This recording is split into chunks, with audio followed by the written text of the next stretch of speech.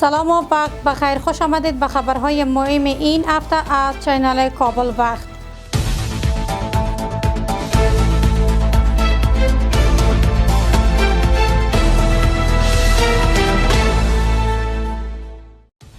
روند توزیع پاسپورت روز چهارشنبه از سر گرفته شد. مسئولان از آغاز دوباره توزیع پاسپورت از روز چهارشنبه خبر می‌دهد.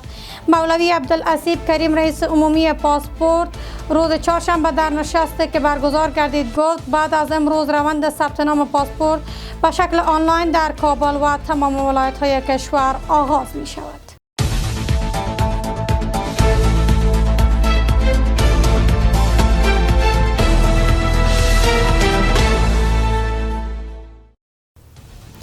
وزارت امور خارجه اعزام شاجدافیر و دیپلمات‌های جدید به سفارت افغانستان در تهران به روحیه خدمت رسانی صورت خواهد گرفت.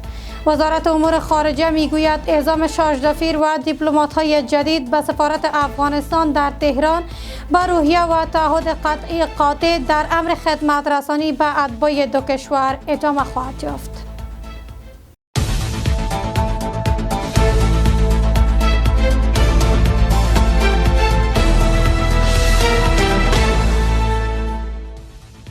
معینیت امور جوانان وزارت اطلاعات و فرهنگ دوشنبه توافقنامه‌های همکاری را با 36 پانتون و مؤسسه تحصیلات عالی خصوصی امضا کرد که به موجب آن فرصت‌های تحصیلی برای حدود 4000 جوانان مساعد می‌شود.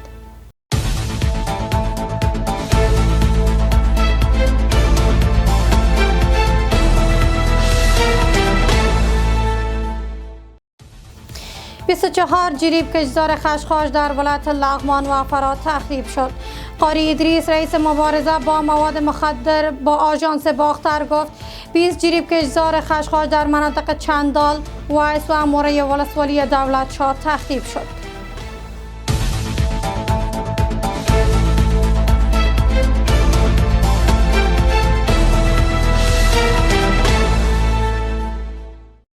تشکر از توجهتان به خبرهای مهم این هفته. تا هفته بعدی الله یار و مددگارتان.